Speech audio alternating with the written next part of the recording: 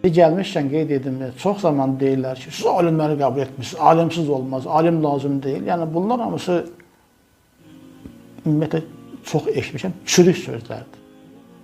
Yəni gördüyünüz kimi bundan əvvəl də görmüsünüz, yəni, alim lazım deyil deyə bir şey heç vaxt mən deməmişəm, deməyə də haqqım çatmır, demək də batildir. Necə alim lazım deyil? Bunu dəfələrlə mən demişəm. Amma alim ilah deyil. Alim ilah yerinə qoyulmaz.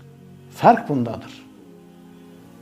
Bunlar hamısı alimlər deyilmi? Daraqutni, Muslim, Allah rəhmət etsin, Əhməd ibn Həmbəl, Əbubəkr ibn Əbi Şeybə və s.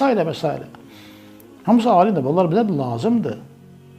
Amma biz bunları ilah yerinə qoymuruq. Fərq bundadır yəni. Və ümumiyyətlə sən hədis danışırsansa, biz bunu illər boyu deyirik. Yəni bunu araşdırmadan, etmədən danışma. Danışdığın zaman vaxt belə olur. Sonra deyirlər ki, sən fəqih deyilsən.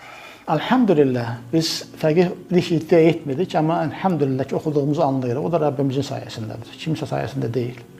Hər şeyi ona borcluyuruq.